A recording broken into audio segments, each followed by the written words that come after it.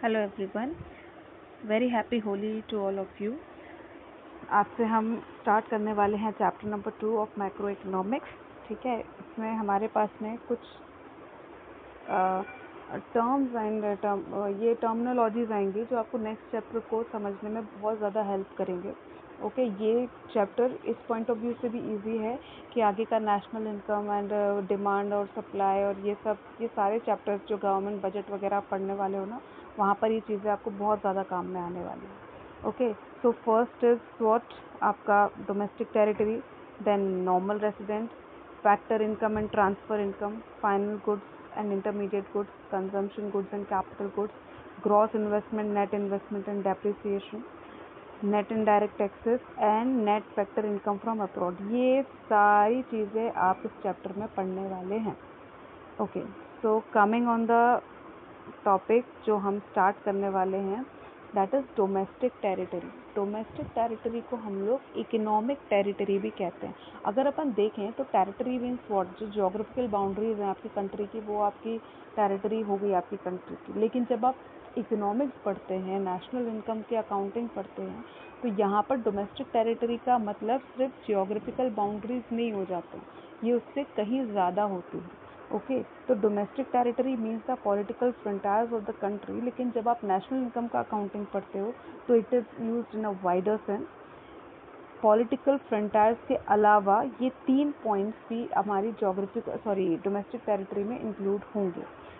पहली चीज़, ships and aircraft जो normal resident operate और ओन कर रहे हैं बिटवीन 2 और मोर कंट्रीज। तो अगर आप देखेंगे 1 मिनट कि ये शिप है, ठीक है, और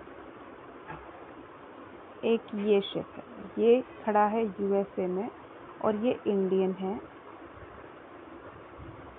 ठीक है, और ये खड़ा है इंडिया में और ये यूएसए का शिप है। सो ये जो पूरा शिप है ये आपके इंडिया की डोमेस्टिक टेरिटरी का हिस्सा नहीं है। ये कहाँ का हिस्सा है?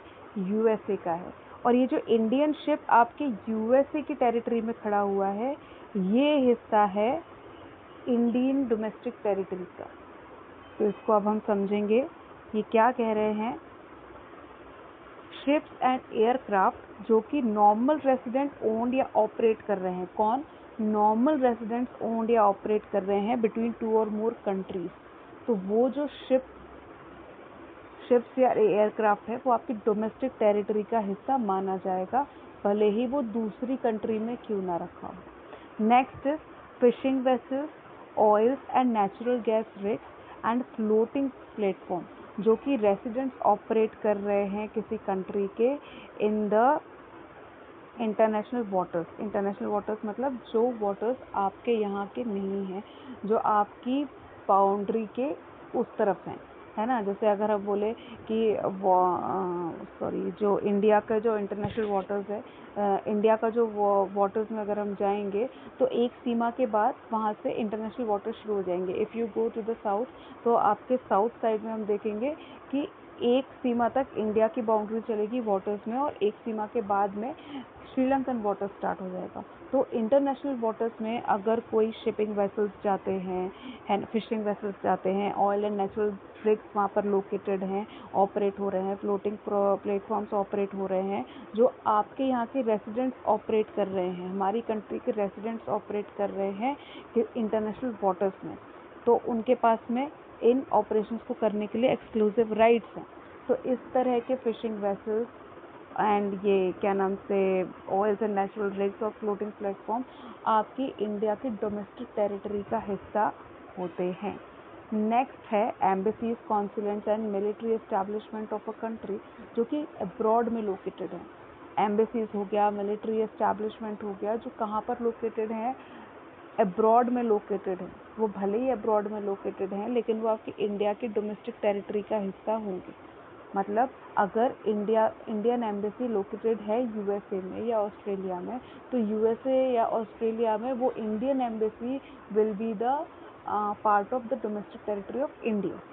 ठीक है। जबकि अगर हमारे देश में अमेरिकन एम्बेसी है या फिर ऑस्ट्रेलियन एम्बेसी है, तो वो हमारे देश की डोमेस्टिक टेरिटरी का पार्ट नहीं है, वो उन देशों की डोमेस्टिक टेरिटरी का पार्ट है जहाँ की वो एम्बेसी है। ओके, तो ये हमारी डोमेस्टिक टेरिटरी की डेफिनेशन थी, जिसमें ये 3 चीज़ें इंक्लूड थी बिसाइड द क्या नाम से पॉलिटिकल फ्रंटायर। अब डोमेस्टिक टेरिटरी में क्या क्या इंक्लूड नहीं है, तो जैसे हमने अभी देखा क्या कि ऑस्ट्रेलियन एम्बेसी इंडिया में है, तो वो भले ही इंडिया में है लेकिन वो हमारी डोमेस्टिक टेरिटरी का पार्ट नहीं है। फिशिंग वेसल या फिर नेचुरल ऑयल रिग्स वगैरह, फ्लोटिंग प्लेटफॉर्म जो कोई दूसरे देश के रेसिडेंट हमारे देश में ऑपरेट कर रहे हैं, तो वो भी आपकी डोमेस्टिक टेरिटरी का हिस्सा नहीं है। इसके अलावा जो एम्बेसीज हैं, कॉन्सुलेट्स हैं, मिलिट्री एस्टैब्लिशमेंट है किसी फॉरेन कंट्री के, वो आपके देश की डोमेस्टिक टेरिटरी का हिस्सा नहीं होते हैं। इंटरनेशनल ऑर्गेनाइजेशन जैसे कि यूएनओ हुआ, WHO हुआ, जो आपकी जियोग्राफिकल बाउंड्रीज के अंदर में है, वो भी आपके देश की डोमेस्टिक टेरिटरी का हिस्सा नहीं है, क्योंकि इनके हेड ऑफिस आपके देश में नहीं है।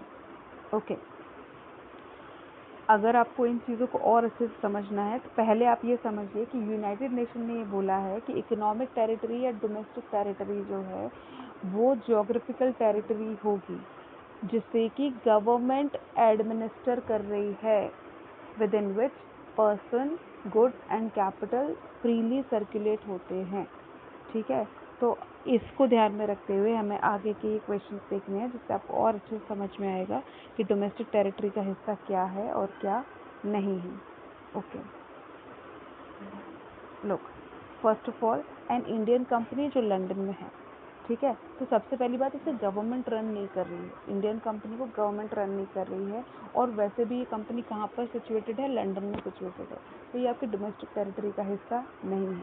दूसरा, माइक्रोसॉफ्ट का ऑफिस जो इंडिया में है, अब ये ऑफिस तो इंडिया में है, तो ये डोमेस्टिक टेरिटरी नहीं आएगा, क्योंकि फिर से ये गवर्नमेंट रन नहीं कर रहा है माइक्रोसॉफ्ट। ओके, फिर कंपनी इन इंडिया जो कि जापानीज ओन कर रहे हैं, ये भी डोमेस्टिक टेरिटरी का हिस्सा है, फिर क्योंकि ये गवर्नमेंट ओन्ड नहीं है, जापानीज गवर्नमेंट ने ओन नहीं किया हुआ है, ये जापानीज ही ओन कर रहे हैं, बट कहाँ पर है, इंडिया में लोकेटेड है, तो ये इंडिया की डोमेस्टिक टेरिटरी का हिस्सा है। Office of Reliance industry in New York, New York में रिलायंस इंडस्ट्री का ऑफिस, अगेन ये गवर्नमेंट ने ओन नहीं किया हुआ है, ठीक है, भले ये न्यूयॉर्क में है, ये हमारी डोमेस्टिक टेरिटरी का हिस्सा नहीं है।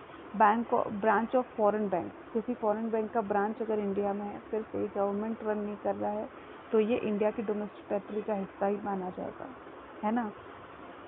Then Indian embassy in Japan, अब ये गवर्नमेंट रन कर रहा है, तो जापान में है, भले ही वो इंडिया की एम्बेसी है, लेकिन वो डोमेस्टिक टेरिटरी का हिस्सा होगी, ठीक है। ओके, देन इसके बाद में branch of state bank of India in China, ये भी हमारी क्या नाम से डोमेस्टिक टेरिटरी का हिस्सा नहीं है। फिर रशियन एम्बेसी इन इंडिया, ये भी डोमेस्टिक टेरिटरी का हिस्सा नहीं है, ये किसकी डोमेस्टिक टेरिटरी है, रशिया की। ओके, देन टाटा ने अगर अपना कोई बिल्डिंग रेंट किया है किसको, गूगल को, लेकिन अमेरिका में किया है, फिर से यहाँ पे गवर्नमेंट का कोई तामझाम नहीं है, that's why it will not be a domestic territory of India. Okay, so this is all about the domestic territory, जिसको हम इकोनॉमिक टेरिटरी भी बोलते हैं। नेक्स्ट हम आएंगे, स्टार्ट करेंगे नॉर्मल रेसिडेंट के साथ में, तो प्लीज़ साथ में बने रहिए, और अगर कोई डाउट है या फिर आपको कोई भी सवाल है, कोई भी क्वेरी है, तो आप कमेंट सेक्शन में पूछ सकते हैं। Thank you.